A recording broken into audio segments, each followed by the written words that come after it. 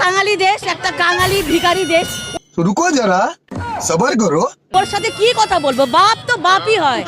বাপের সমস্যা হয়ে গেছে কি, বাপের থেকে ছেলে যে বেরিয়েছে, ছেলে কুলাঙ্গার বেরিয়ে গেছে, কুসন্তান বেরিয়ে গেছে।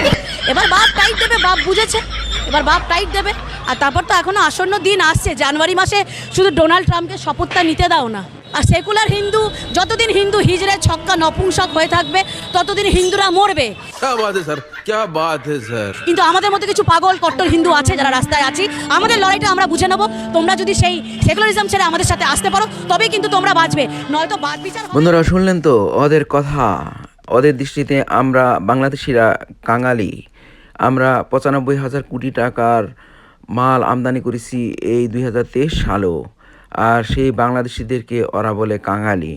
আমাদের বাংলাদেশের লোকদের যদি টাকা না থাকতো, তাহলে বাংলাদেশের ভিতরে এত টাকার মাল আমদানি করতে পারতো না, এবং এই টাকা ওদেরকে দিয়ে মাল আনতে পারতো না। তো বন্ধুরা, কথা হলো যে এরা আসলে চাইতেছে যে বাংলাদেশকে আবার দখল করতে।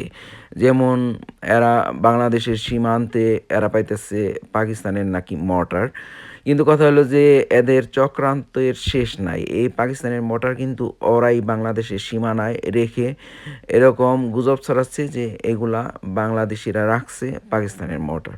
আসলে মোটেই এটা সত্য নয়। ওরা 16 বছর এই আওয়া আওয়া আহাম্মক হাসিনা লীগের মাধ্যমে দখল করে রাখছিল এই বাংলাদেশকে। এখন সেটা হাতছাড়া হয়ে গেছে, ওরা সইতে পারতেছে না। আসলে ওরা এখন চাইতেছে যে হায়দ্রাবাদ এবং সিকিমের মতো দখল করে নিতে এই বাংলাদেশকে। হায়দ্রাবাদ কিন্তু 3টা বাংলাদেশের সমান আয়তনের দেশ ছিল। 1948 সালে ইন্দিরা গান্ধীর বাবা নেহেরু এই হায়দ্রাবাদকে হামলা চালিয়ে 1 লাখের বেশি মানুষকে হত্যা করে দখল করে নিছে। এবার তারা বাংলাদেশকে দখল করে নিতে চাইতেছে এই হিন্দুত্ববাদীরা। আসলে এদেরকে বন্ধু ভাবাটা মোটেই ঠিক নাই, মোটেই ঠিক নয়। এরা উপরে উপরে বলে আমরা বাংলাদেশিদের বন্ধুত্বের অগ্রাধিকার সবার আগে দেই, কিন্তু ভিতরে ভিতরে তারা কিন্তু শত্রুতা বহাল রেখেছে বাংলাদেশিদের সাথে। যেমন বর্ডারে তারা অহরহ গুলি করে মারতেই আছে। এটা কিন্তু পাকিস্তানের বর্ডারে কিন্তু তারা করে না, বাংলাদেশিদের সাথে এরা এমনটা করে। বাংলাদেশের ছাত্র সমন্বয়কদের এবং বাংলাদেশের অন্তর্বর্তীকালীন সরকারের উপদেষ্টাদের উচিত হবে বাংলাদেশের সবাইকে প্রশিক্ষণ দেওয়া, যাতে তারা যদি কোনোভাবে হামলা চালায়, তাহলে বাংলাদেশের সেই প্রশিক্ষণপ্রাপ্ত লোকজনেরা, সাধারণ জনতা ভারতীয়দের প্রতিহত করতে পারে। এবং অন্যান্য দেশের সাথে, যেমন তুর্কি আছে, আফগানিস্তান, উজবেকিস্তান এবং মিশর আছে, এই সমস্ত দেশের সাথে সামরিক চুক্তি করা জরুরি হয়ে গেছে। কারণ যখন তখন ভারত হামলা চালাতে পারে বাংলাদেশে, আর এটা প্রতিহত করতে হলে অন্যান্য দেশের সহযোগিতা লাগবে। ভারতীয়রা বলে বাংলাদেশের ভিতরে সংখ্যালঘু নির্যাতন হচ্ছে, এটা এটা পুরাটাই একটা গুজব। এই গুজবের উছিলে ওরা বাংলাদেশে হামলা চালাইতে চাইতেছে। আর কিন্তু এটা বলে না যে ভারতের ভিতরে যে 20 কোটি মুসলমান আছে, তাদের উপরে ওরা কী ধরনের অকথ্য নির্যাতন করতেছে, কী ধরনের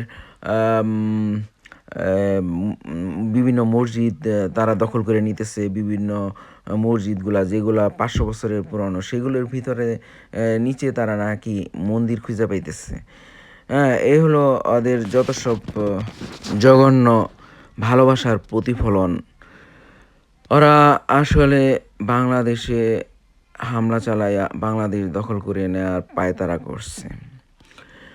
পাকিস্তানের সামরিক জাহাজগুলো বাংলাদেশে আসতে পারবে না কী জন্য? গত 54টি বছর পাকিস্তানের জাহাজ আসতে দেয় নাই। এটা মোটেই ঠিক কাজ হয় নাই।